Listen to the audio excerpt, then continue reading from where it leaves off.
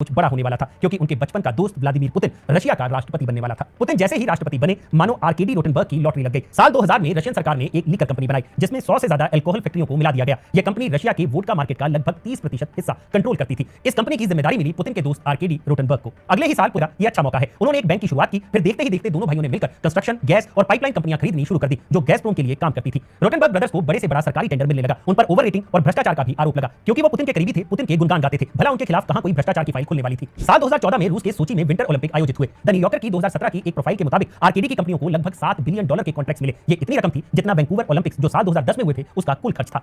University of south Carolina के एक economist Stanislav Marcus उन्होंने हाल ही में द इंडिकेटर मीडिया को बताया कि पुतिन के दोस्त जो सरकार से ज्यादा पैसा चार्ज करते हैं उसमें से कुछ हिस्सा वापस पुतिन को ही जाता है। मार्कस कहते हैं यही वजह है कि व्लादिमीर पुतिन दुनिया के सबसे अमीर लोगों में से एक हैं। कितने अमीर ये किसी को एग्जैक्ट नहीं पता, लेकिन यही एक बड़ा तरीका है पैसा बनाने का। द गार्डियन की एक रिपोर्ट के मुताबिक रशियन इंटेलिजेंस ऑफिसर्स ने जहर से जान लेने की तकनीक को बरसों से इस्तेमाल किया है। कहा जाता है कि सोवियत सरकार में साइंटिस्ट ने कई सालों तक बिना रंग और गंध वाले जहर को तैयार किया। साल 1954 में एक केजीबी ऑपरेटिव के इंटरव्यू के मुताबिक इन जहरीले पदार्थों की टेस्टिंग कैदियों पर की जाती थी। ऐसे जहर का इस्तेमाल विरोधियों के खिलाफ आज भी किया जाता है।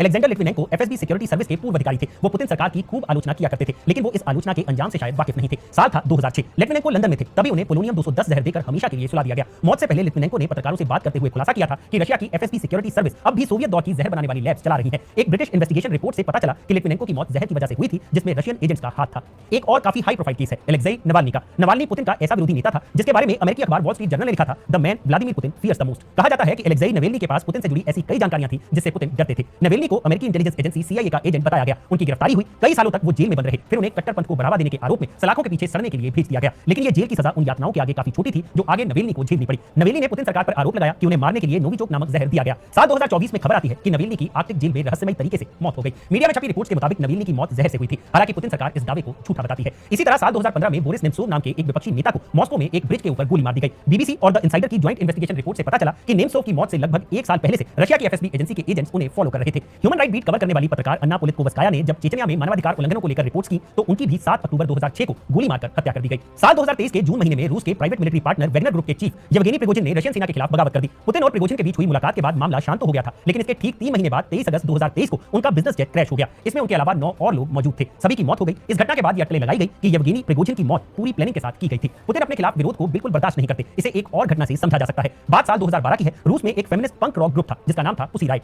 इस ग्रुप में कुछ लड़कियां शामिल थी। पुसी राइट ग्रुप सड़कों पर गीत गाते थे। इनके गानों में मुद्दे शामिल होते थे। कभी फेमिनिज्म से जुड़े महे पुतिन को भी निपटाने की कोशिशें होती रही हैं। पुतिन के ऊपर अब तक 43 से भी ज्यादा जानलेवा हमले हो चुके हैं। साल 2000 में राष्ट्रपति बनने के बाद जब पुतिन ने संगठित अपराध यानी ऑर्गेनाइज्ड क्राइम पर लगाम लगाने की कोशिश की तो रशियन माफियाओं ने उन पर हमला कर दिया। पुतिन अपनी कार से कहीं जा रहे थे, तभी उनकी कार के पीछे चल रही दूसरी कार में बम फिट कर दिया गया। बम फटा लेकिन पुतिन की जान बच गई। इसी साल यानी 2000 में पुतिन जब उज्बेकिस्तान में थे तब भी उन पर हमले हुए। एक बार जब पुतिन योल्टा में विजिट के लिए गए थे तो उनके ब्रेकफास्ट में जहर मिला दिया गया था। कहा जाता है कि पुतिन ब्रेकफास्ट में जो जैम इस्तेमाल करने वाले थे उसमें जहर मिला हुआ था। क्योंकि पुतिन की सुरक्षा बेहद कड़ी थी इसलिए वो इसका शिकार होते होते बच गए। फिर साल 2002 में मॉस्को में एक परेड के दौरान दूर कहीं स्नाइपर्स पुतिन की जान लेने के लिए घात लगाए बैठे थे, लेकिन पुलिस की सुरक्षा एजेंसियों ने उन्हें पहले ही दबोच लिया। पुतिन जब यूक्रेन में थे तब उन पर हमला हुआ, जब वो अमेरिका के दौरे पे थे तब भी उन पर हमला हुआ। इस तरह पुतिन के ऊपर 43 से भी ज्यादा जानलेवा हमले हो चुके हैं। अब ये तो हुई पुतिन की राजनीति और उनकी शख्सियत की बात, लेकिन उनके परिवार में कौन-कौन है ये भी जानना जरूरी है। व्लादिमीर पुतिन ने 1983 में ल्यूडमिला पुतिना से शादी की जो एक पूर्व फ्लाइट अटेंडेंट थी। दोनों की दो जाते-जाते एक जानकारी और, पुतिन ने सत्ता में काबिज रहने के लिए रूस का संविधान तक बदल दिया। पुतिन अब 2036 तक रूस के राष्ट्रपति बने रहेंगे। इसी से अंदाजा लगाया जा सकता है कि पुतिन पर सत्ता का नशा किस कदर हावी है। अब आखिरी सवाल, क्या पुतिन दुनिया के सबसे अमीर इंसान है? ऐसा दावा किया जाता है कि पुतिन इलॉन मस्क और बिल गेट्स से भी ज्यादा अमीर है। हालांकि पुतिन इस बात से हमेशा इनकार करते रहे हैं। मीडिया में छपी रिपोर्ट्स के मुताबिक उनके पास 58 प्राइवेट एयरक्राफ्ट हैं, 700 से भी ज्यादा कारें हैं, 20 बड़े-बड़े महल और एक ऐसा टॉयलेट है जो गोल्ड से बना हुआ है। मीडिया में छपी रिपोर्ट्स के मुताबिक सोने से बने इस टॉयलेट की सीट में 40,815 हीरे जड़े हुए हैं जो कुल 334.68 कैरेट के हैं। हालांकि पुतिन इन दावों का हमेशा से खंडन करते रहे हैं। इसकी सच्चाई क्या है किसी को कुछ नहीं पता। पता बस इतना है कि पुतिन जिद्दी है। पुतिन रूस को एक बार फिर सोवियत संघ बनाने की जद्दोजहद में जुटे हैं। पुतिन को आलोचना पसंद नहीं, पुतिन को विरोध पसंद नहीं, पसंद है तो बस एक छत्र राज। तो ये थी पुतिन की जिंदगी से जुड़ी पूरी कहानी। इस किस्से को लिखा था मेरे साथी रब्बानी